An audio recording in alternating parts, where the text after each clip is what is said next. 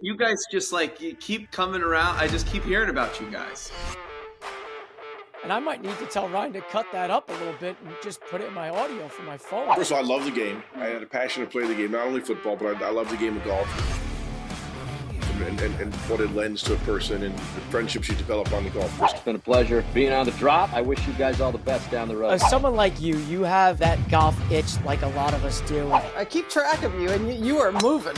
You are on the move. So listen, I'm a big New Jersey golf guy. You're very kind, Mike, and you too, Ryan. It's a pleasure to be on just a couple of Jersey boys here talking about something we love. All the best. I really enjoyed it. This is the Drop Podcast where we talk golfing in the Garden State. I'm Mike Poro, and this is Ryan Coulott. What's up, Drop Pod people? Welcome back. It is episode 160. You got Mike and I here. Big episode. Very exciting to talk about some of the stuff here. Let's get into the schedule for this week, and then we can run through the episode. Or I should say run through the schedule so that we can get to the episode. We don't want to run through our topics. Monday, the 27th. You're going to see a theme. Mike and I played Hackensack. Mike versed the 16th hole. It's a par 4 at Hackensack. Came out on Monday. If you didn't see it, go on back. Head over to Instagram. Head over to YouTube and go check that out. See how he does there. Also coming out yesterday. Head over to YouTube. Again, YouTube's where all of our stuff lives, right? If you're missing a short or a reel or a long form video, all of our stuff is over on YouTube. Mike played the back 9 at Galloping Hill. That video came out yesterday as well.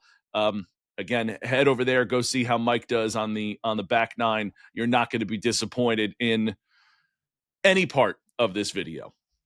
Today is the 28th, episode 160. Mike, wave to the camera. We are, again, on YouTube. Ooh, that's exciting. You got some balloons there, Mike. If you are watching, you know what I meant with the balloons there. If you're listening to us, no matter how you consume us, rate, review, subscribe, all those things that I'm always talking about, those do wonders for us. Tomorrow, I was also at Hackensack. I take on the 12th hole. It's a par 3, 186 yards. Look, people tell me I play a lot of par 3s, and we've talked about this before. The par 3s are beautiful, right? There's a lot of great par 3s to look at. You got the whole hole in front of you. You can see everything. This one's kind of a signature hole. It's a template hole. It's a Redan green. It's got an enormous bunker in the front left. The green slopes front to back, right to left. It's an awesome hole. I don't think you're going to be disappointed in the result with maybe the golf game, because I think people get disappointed in my golf game as it is, but I think you're going to love the views on this hole. It's an absolutely stunning hole out there at Hackensack. Our interview for Thursday this week is the head golf professional at Hackensack, Greg Beringer. Greg is, again, Mike, another guy that we've interviewed that I was just over the moon impressed with his charisma, personality, for someone who is as young as he is. It really is a testament to I don't really know, but how golf grows people is really pretty impressive, because he is younger than, or I should say, he's wiser than his years are. And then coming out on Friday is our over/under. Right, Mike and I played Matitaconk. We went. Obviously, wearing the hat. We talked about it a couple weeks ago. Mike and I take on a hole. Do we make the over-under? Yes or no? You'll have to wait and see to find out. And that wraps up our weekly schedule for this week.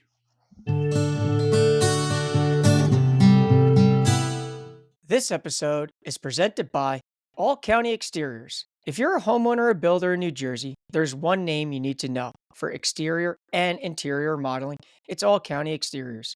From roofing, siding, windows and doors, to kitchens, bathrooms, flooring and trim, they do it all. And with over 40 years of experience as a third-generation, family-owned company, you're getting more than just a contractor.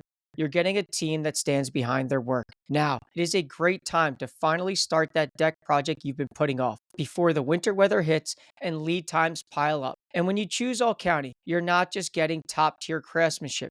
you're supporting a company rooted in real community values, proudly giving back through organizations like Make-A-Wish, St. Jude's, Roost for Troops, and Parents of Autistic Children. Right now, they're offering an instant 20% off a limited time. Call 732-370-2780 or email info@allcountyonline.com to schedule your free consultation.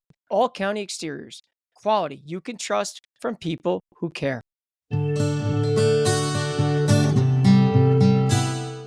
All right. So, I got a few fast facts here, and it really has nothing to do with the PGA Tour because unfortunately our man John Pak did miss the cut yet again out there at the Bank of Utah Championship. So there's nothing to report on the PGA Tour front. They're off this coming week because they're all going to celebrate Halloween and go out and trick or treat. So that's nice. Yeah, they're not going to play this week, but they'll reconfigure the schedule and get back at it early November. But I think the big thing that we need to go back to here is the PGA Tour Q School qualifying, because I know we talked about having David Pastor on a couple weeks ago and how, he was a co-medalist out there at Galloping Hill. Our guy Jack Simon got through. Unfortunately, our guy Colin Summers did not. But then I also had mentioned that Dawson Jones was back in the mix. But as I dug even deeper, there were a few others in the mix here from our New Jersey, New York section that I thought was important to bring up. Our past. Yep. I'm going to start with Dawson. Unfortunately, this year, Dawson did miss the cut at first stage, which means Korn Ferry Tour, PGA Tour is most likely not going to be happening for Dawson Jones. He probably will need another year out there playing, the Latin America's Tour, the minor league tour out there in Florida, finding different ways to continue being competitive.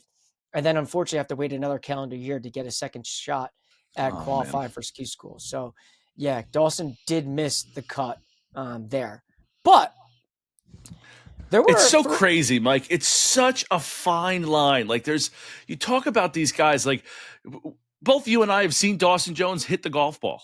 We've been around him and in his vicinity. And I tell you, it sounds like when I hear professionals hit the golf ball, it looks like when I've seen professionals hit the golf ball. We're talking about such a razor edge here that he misses the cut. And it's just like, I've seen it. I know that he's a professional golfer. I got eyes. It's crazy to me. It's crazy. Yeah, unfortunately, he did not finish inside. I think it was the top 18 at his event. So he will not move on to second stage. But three guys in our little neck of the woods did, with one being a former guest. Our guy, Melan Dhaubhadel. Yes, Melan. Melan was tied for third at his qualifier down there in Alabama. He will move on. Another guy that's moving on that's, we've chatted with him before, hasn't been on the show, is Ethan Ing. Now, Ethan, you'll hear today, we talk a lot about Knickerbocker. Ethan plays out of Knickerbocker. He went out to Stanford, finished his career. He did finish T4 on the West Coast in Florida in their qualifier. So he will move on to second stage. And another one that's kind of in this bubble of ours. Now, I've chatted with Peicheng before, okay, but never to the point of getting him on. But now there might be reason to. He just finished his career at St. John's. Now, you and I feel like, are St. John's funnel for guys that have come on this podcast. We could talk about Costanza, Ryan McCormick. The list goes on, right? Well, Peicheng is another one guy that's coming through.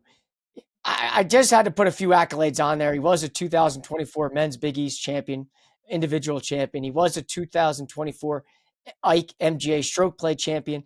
And he finished T8 at the same location where Dawson was. So the three of them, Melan, Ethan, and Peicheng, will move on to second stage. I did talk to all of them. They do find out, well, they found out yesterday. If this is Tuesday, we're recording a little early, so we got to play time warp a little bit. Yeah. But they find out on the 27th, which is yesterday, where their next site is. So I did tell all the guys that made it through, let's stay in touch. Keep me posted. I want to follow along. Yeah. So those guys know where they're going for second stage, but obviously second stage does not start until the early December. I have a prediction. Knowing you find out where they are before they text you. It's not a bad bet, Rye. That's not a bad bet.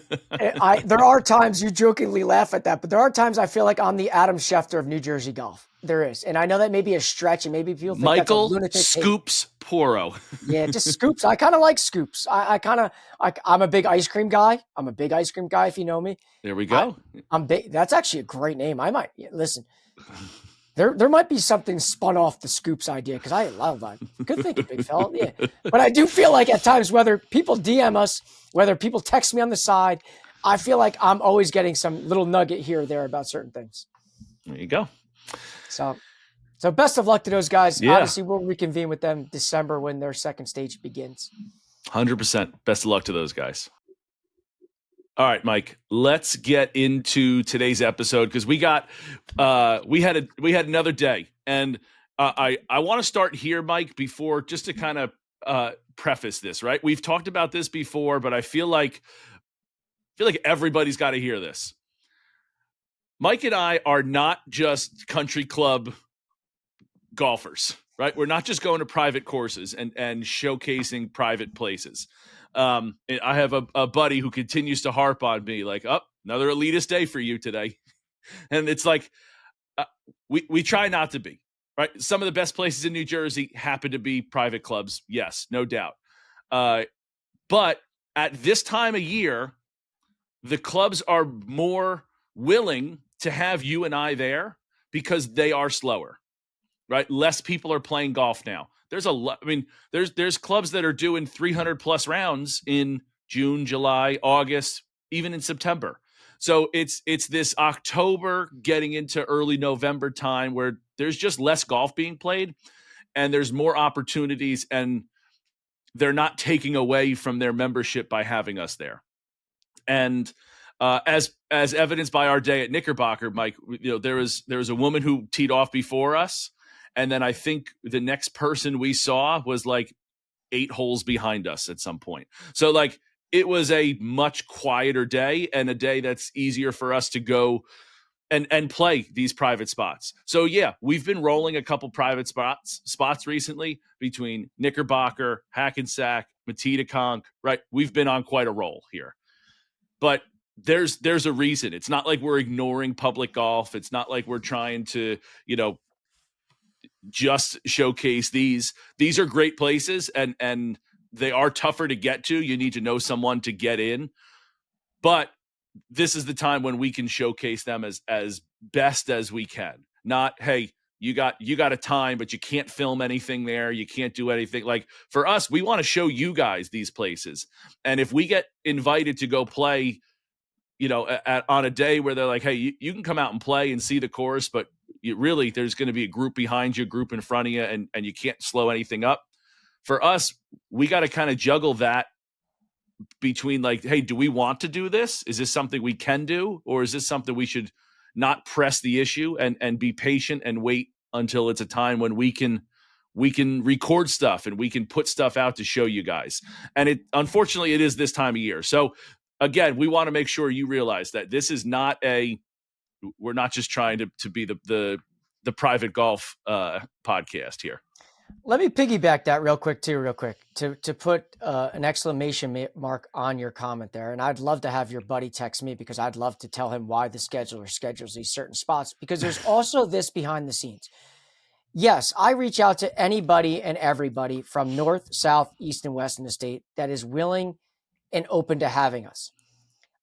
99% of the time, the public golf courses want us there in March, April, May, and June to continue to drive more traffic to their golf course. They want us talking about their spots at that time of the year when their course is full throttle. So people can hear it and still get to it, not hear it in November and then not get to play it until June. Right. So which is why if anybody has looked at our track record, normally our fall tour is all private golf courses. Whereas when you look at all the other rounds, it's a mixture with the majority of the courses being public golf courses. So to answer the question, yes, this fall tour that we're on is what we're living now. And you want to call that recency bias, so be it. But let me backtrack you a little bit before you call the scheduler out and say, why are you just visiting all these spots? Go look at all the public courses that we played as well, from the high end publics to the middle of the roads. Like, we've been out and about, and I can't lie, I've reached out to them. And the common response I get this time of the year is, we want you guys there. Can we wait until the spring?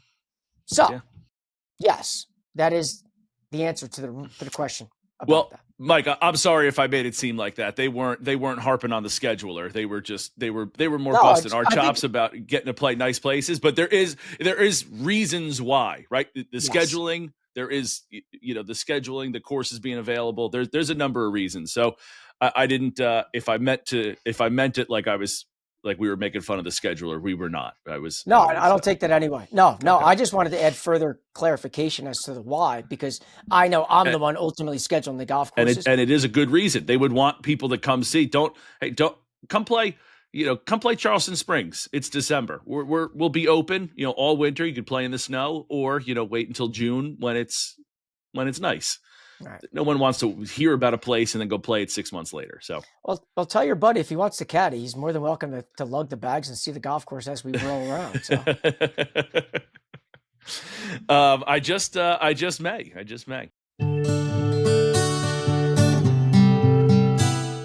As the leaves begin to turn into those stunning fall colors, there's no better place to enjoy it than Galloping Hill Golf Course in Union County, New Jersey. Whether you're looking to play a round of championship-level golf, plan the wedding of your dreams, or relax with casual indoor or outdoor dining at a modern gastropub, Galloping Hill has it all. Not many public golf facilities can boast a top-ranked 18-hole golf course, a top 10 in the country 9-hole course, and a top 50 in the country learning center that is home to one of the only golf simulators at a municipally owned golf course in the country. The Swing Suite at Galloping Hill can be booked for an hour to work on your game, or multiple hours to have an awesome hangout with your friends while you watch the game.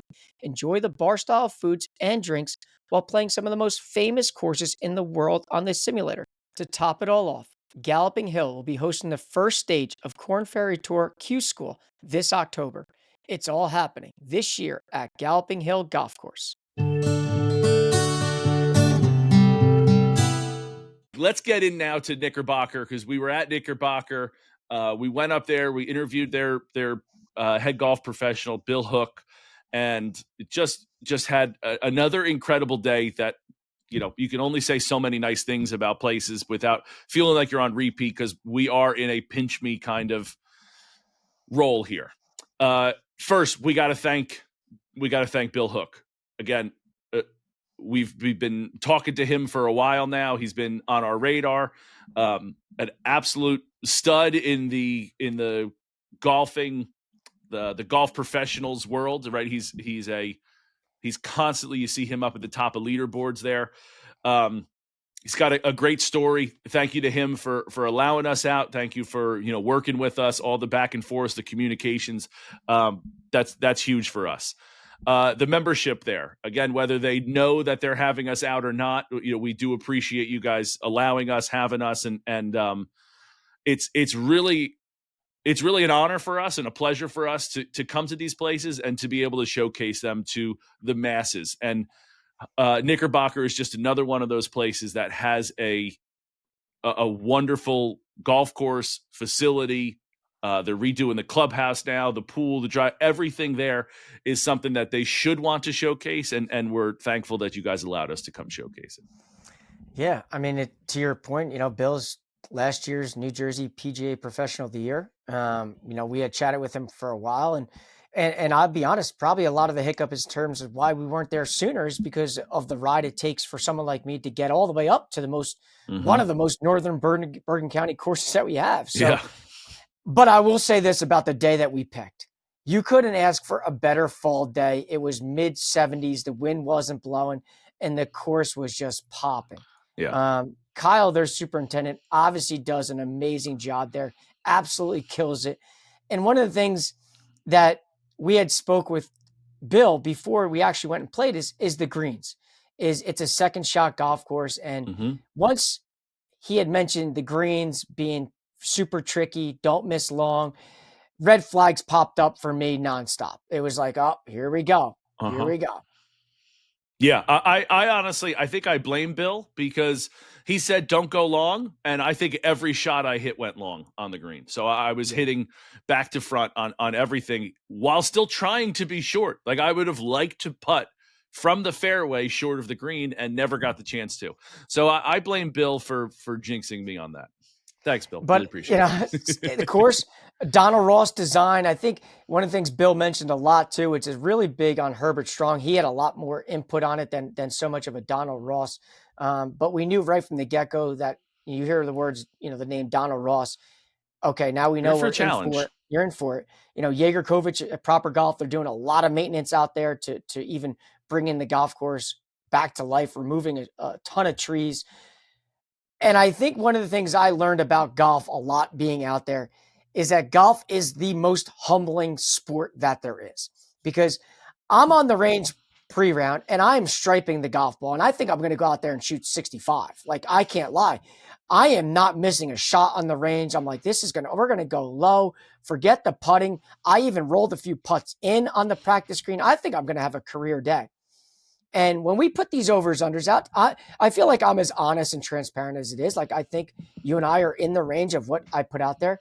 Mm-hmm. And yes, I shot 85 with an eagle. Okay. Yes. Like, that is a fact. And I say this as the over under was 78 and a half, 79. Correct. 78 and a half. Right. And I can be as honest as I can. Like, yep, that was the score. And you'll see a lot of video that comes out that you and I video some things out there. But you want to talk about some of the slickest, most sloped greens in New Jersey. I mean, I don't know where else we've played spots. And I even said to Bill afterwards, Arcola-like maybe, between the speeds, putting on an ice rink. Man, oh man, that place and those greens were hard. Yeah, he said they were running at a 13 plus, maybe closer to 14. And it's I would have guessed more, to be honest with you. Like, I was like, oh, I guess they're on the slower side than I thought. I'll tell you, they were so fast. And again, you got Donald Ross greens, and the design there. You got the sloping, the quick greens with subtle break and some big undulation. Like, you have just these electric greens that, you got Arcola vibes from it. And this course is a golf course that, and I said it out there, this is the perfect example of a golf course not needing to lengthen and still be a challenge. It is a hard golf course. Yeah, and to that point, like, the way the greens slope, from back to front, which is why Bill said don't be long on any of the holes, and we obviously, found out the hard way. Mm-hmm. Even the one example of number 11, I hit what I thought was one of a top 5 career bunker shot in my life, right? Like, one of the best bunker shots I probably could ever hit, right? I can't wait for people to see it. I literally have a 3-footer for par, and I'm like, wow, this is going to be a world-class. People really might not even realize how hard of an up and down that was. Can we actually talk to the people about, are you all right with opening this up? Oh, 100%. Okay, so Mike goes into the bunker back right. The flag is on 11. The flag is back right.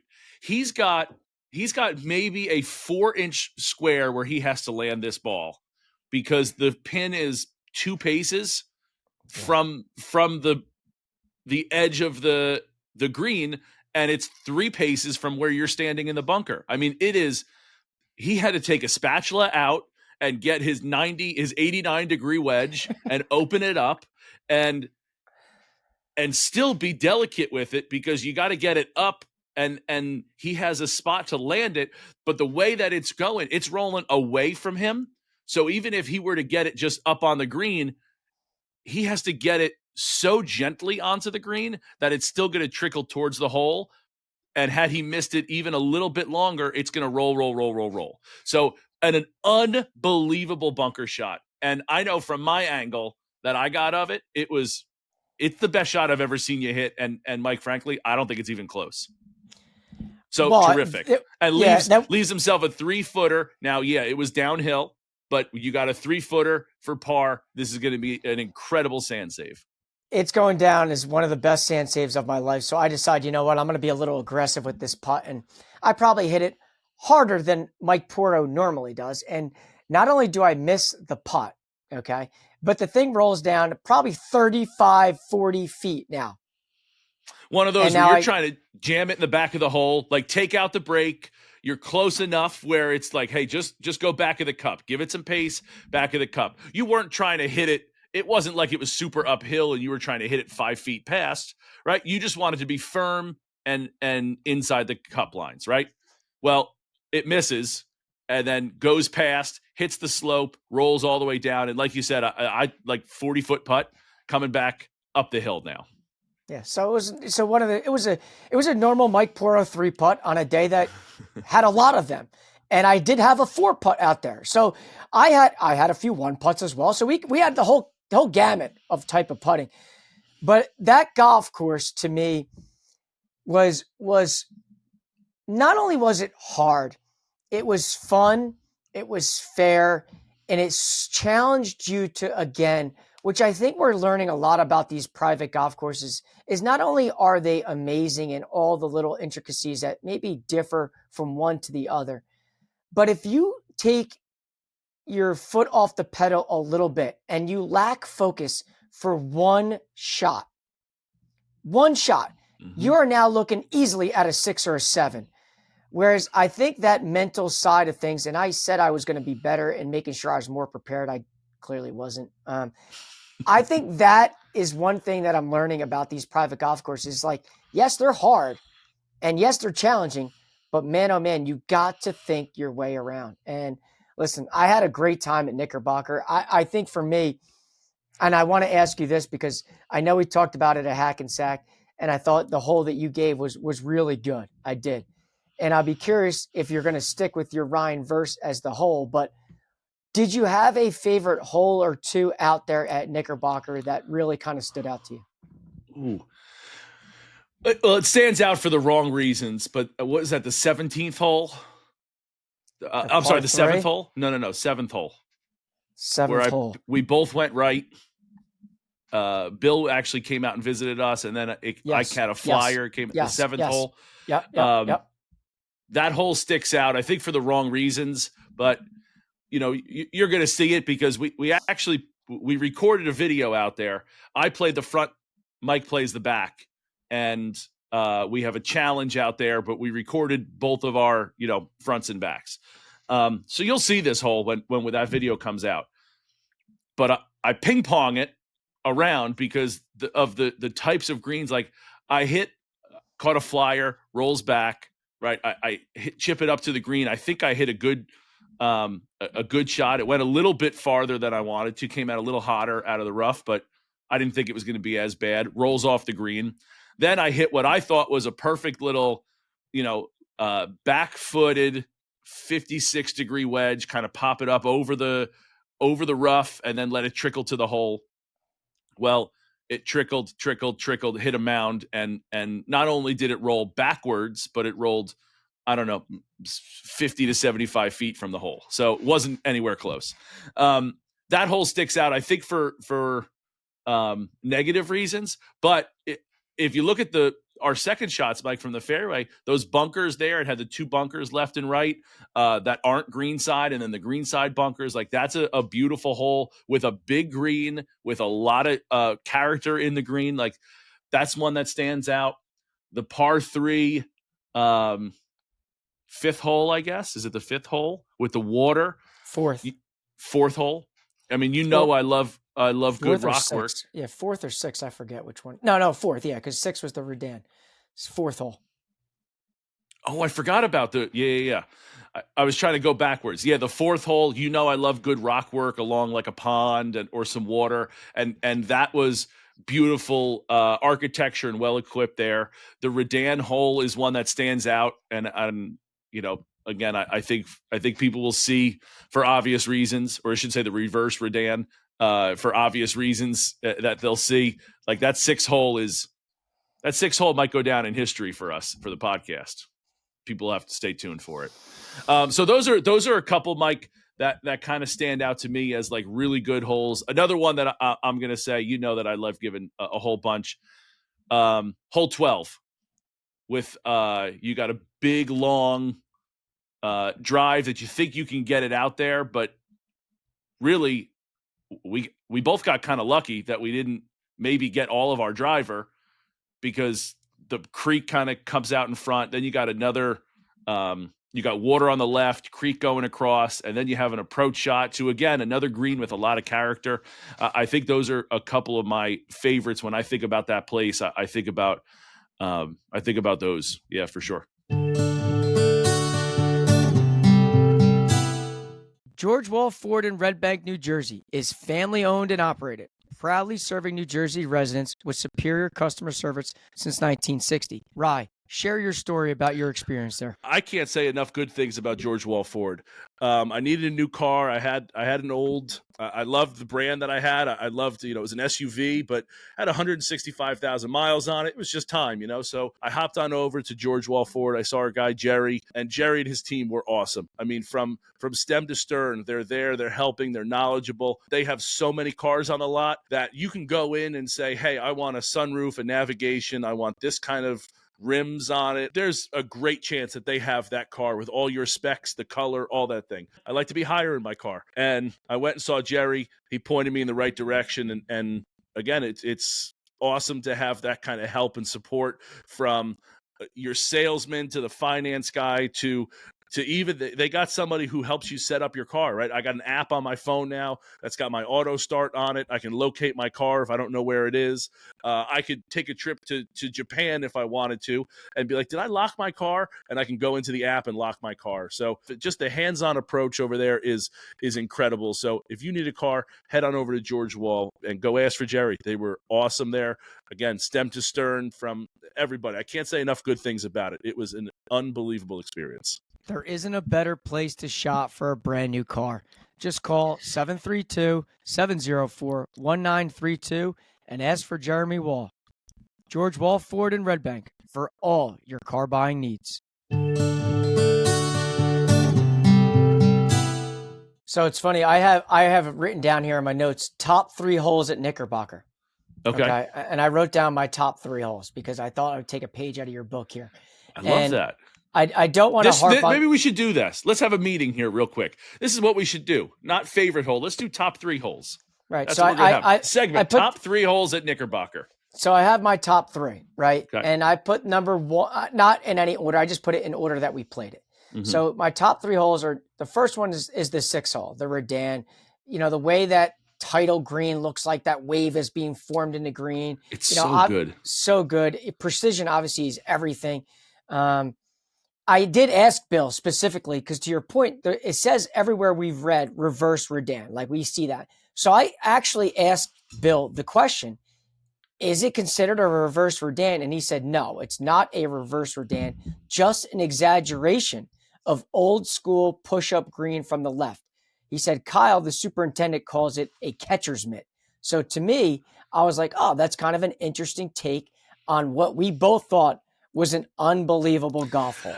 I mean, when you think Redan, and we think about the one at Hackensack, right? The one that's coming out for me this week.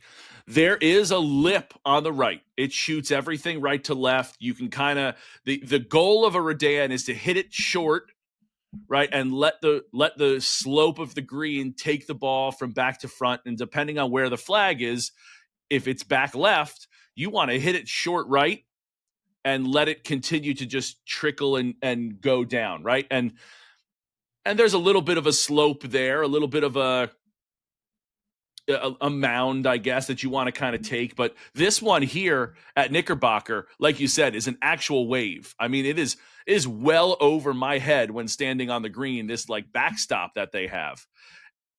That, again, sometimes you say like, oh, there's a little backstop there where you got like, it rises up like 3 feet, kind of. This is a wave. This is a 8-foot wave that you can hit it up to.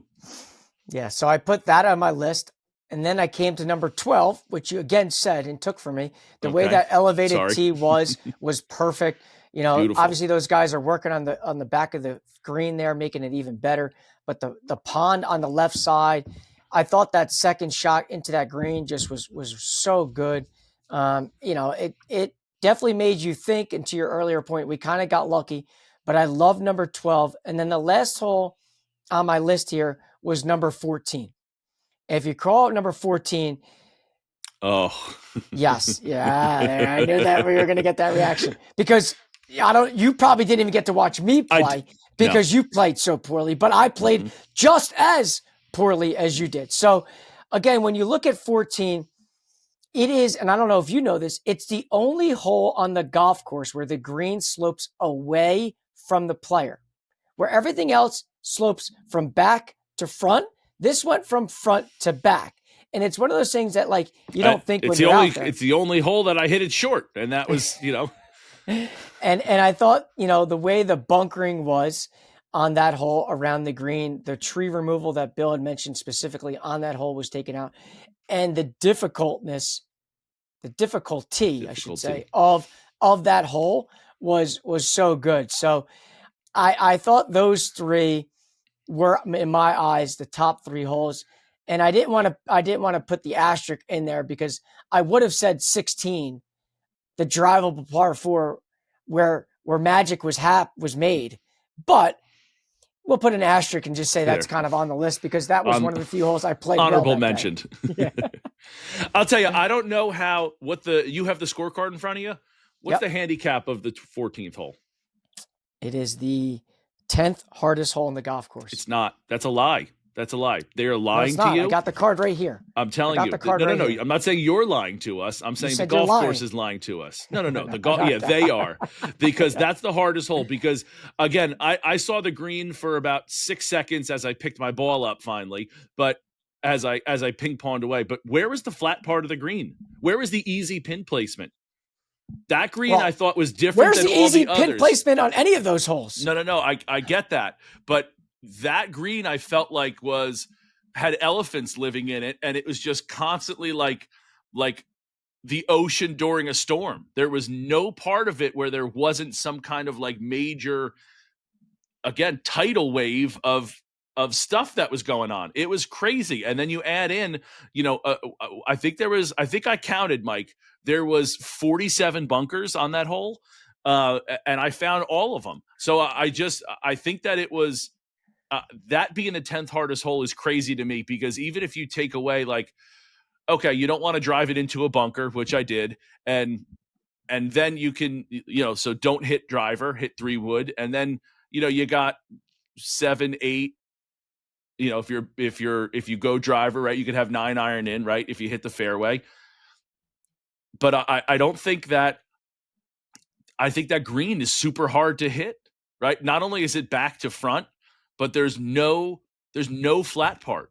I mean, honestly, redoing it again, if I were where you were, and again, I was in a bunker, but I know you hit the fairway, I'd think about bump and running it from 150 yards, because you're not sticking that green. There's no flat part. If you hit something, not only is it sloped front to back, but if you hit a slope that is also angled, you're going to shoot farther back than you were anyway. For that to be the 10th hardest hole in the course, I'm shocked at. Well, I would have said top 4.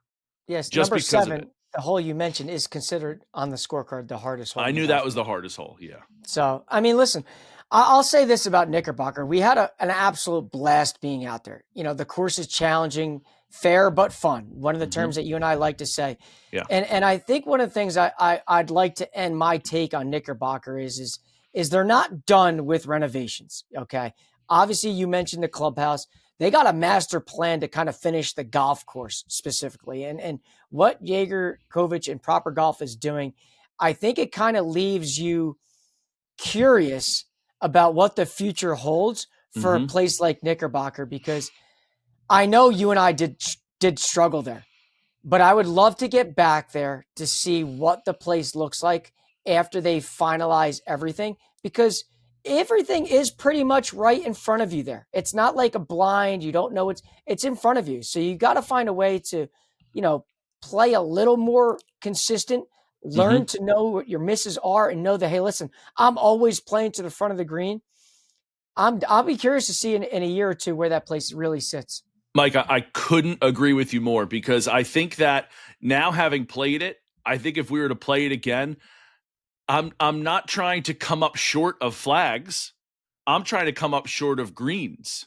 is how I would play that again. So I wouldn't shoot a flag. I would just look at the cart and say, what's it to the front of the green, and try to hit that number, because it's not like, okay, the front of the green is say 100, the pin's 120, right? So hitting a 112 shot, that's like hitting the club that's like 110 to 115. That's not good enough. You got to come up shorter than that.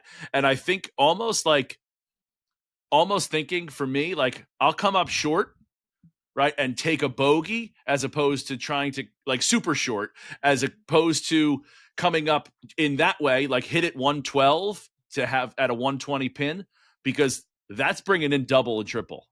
So I would love a second shot at that as well, because I think that's a course where if you know some things, you know a little bit more of the knowledge. I think that I think you lower the score pretty significantly in knowing some ways like that. Almost like I'll buy a bogey to save a double. Well, and that's a great point, because Bill said it to us before we teed off. Is always play short, always stay in front. You and I don't take advice very well sometimes, and we said we're firing at sticks, making birdies, and unfortunately, we decided to make double bogeys. So, well, sorry, even Bill. still, like you think like, okay, going back to my analogy, right? The pin's 125. Let me hit the 110 shot, and it should just trickle back there. And it just the greens are just too tough to do that. You got to really, when they say, because some places you go and they're like, hey, be short of the hole. You never want to be left of the hole, or whatever they say, right? This isn't a place where they mean that. They mean business. When they say be short, you're better off being 5 feet short and off the green than you are being behind the hole. It was crazy, the difference there. Really was. Super fun day, super fun track, great good people. Course. A course that would be fun to play a lot. Yeah. I can't wait for people to see that video, that little challenge that you and I put out there. You want to talk about ebbs and flows of a golf course, the good times, the bad times, the really low times. Like we got a video coming out from us and a challenge at Knickerbocker that I think might go down as one of the best videos that you and I have ever done. So listen, to your earlier points, I'll end it like, thank you so much, Bill, Hook, the membership there, Kyle and his team do an unbelievable job with the golf course specifically. And listen, if you get the invite to go play Knickerbocker, I'll tell you this, you better practice putting a few days beforehand, but definitely take them up and enjoy yourself. No doubt. All right. So let me hit you with my quick hitter, and then we can get to yours. Is the Senior PPC is going on right now. I should say, kind of as we're recording, it's going on, but it's wrapped up as of today, Tuesday. We did have two guys make the cut. As we're recording, they are kind of borderline whether or not they'll make it into the Senior PGA Championship. Brian Varsay out there at Essex Fells works alongside Brian Gaffney. And then Frank Esposito up there in Mountain Ridge are the two guys from our section that made the cut and that are vying for a spot. Now, as we're recording, we don't know if they did make it in, but as of Tuesday, when this is coming out and you're listening, you would know whether or not they made it in. So kudos to them. Only two guys from our area to actually make the cut. Big time accomplishment. Yeah, that's huge. And for those that don't remember or don't know, the PPC is the professionals, that gets you into playing in the PGA Championship. And Senior PGA Championship. Right. These guys are going for the Senior PGA. So we had a bunch of guys there trying to make it, earlier in the year. This is for the senior. So yeah, good for those guys to be able to hopefully go on and hopefully they've made it. What is the top? I know we're recording right now, Mike, but what do they come in? Top 20, top 25? Yeah, I honestly don't have the number specifically in front of me, so I'd be speculating. Best of luck to those guys. It is very exciting for those guys. That's their ultimate, right? They're not, the likeliness of a head pro getting to, the Masters or the player, like they're not getting there, right? But the PGA and the US Open are the two majors, the tour majors that they can get to. And this is how they get in. So best of luck to those guys. Mike, I wanted to go into a little gift I got here. A couple weeks ago, we talked about hardest golf courses and we talked about Matita Conk, right? And you said that Trump Bedminster from the back tees is the hardest golf course in New Jersey, with Matita being second. And I said verbatim, well, I guess I'm going to have to get out to Trump Bedminster. Well, it's happening. The reason why you and I are recording early this weekend is because I'm going tomorrow.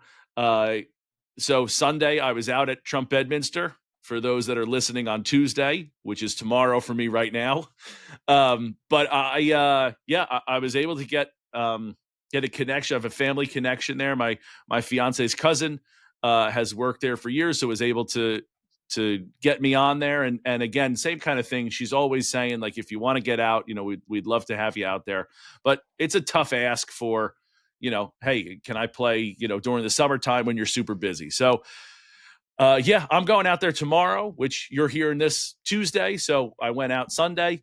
I put some content. I had an over-under out there. There's going to be, a little bit of recording out there. We're not, I'm not bringing Shaq, and we're not doing a whole video series, but I'm definitely going to have some recordings coming out from there. And I'm really excited to get there. I'm playing the old course up there, and I'm just, I am very excited about it. It was, I kind of spoke it into existence after we were talking about it a few weeks ago. So, and I'm sorry you can't make it, or didn't make it. I don't know how to explain this right now, Mike. Didn't make it or can't make it. It's can't right now because it's tomorrow. Didn't because this is coming out Tuesday. But whichever the case is. So I got that. So I'll report back next week on how I did, and knocking off another top course in New Jersey here. Go low, enjoy, make birdies. I'm gonna try. Should I play the back tees there? No, because you want to enjoy the golf course.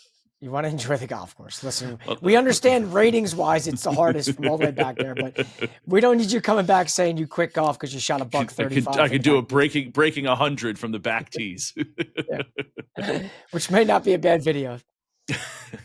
Maybe next year we'll get Shaq out there. So I'll update you guys on that, and that, Mike, that was my quick hitter. You got anything else for today? That's it. Happy Halloween. Yeah, happy Halloween to those that are going out. Mike, you getting dressed up?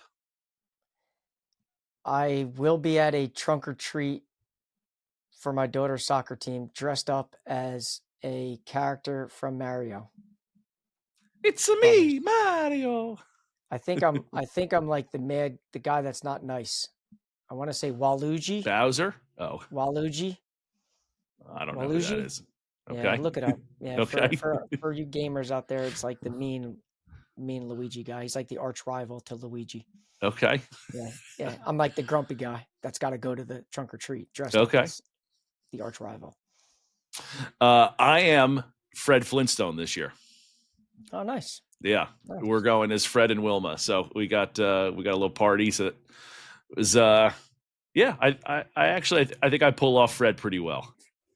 Big, loud, Wilma! And you do that very well too. Thank you. Well, all right. That's it for Mike and I today. Stay tuned for our guest on Thursday, Greg Behringer, head golf professional at Hackensack. Till then, cheers.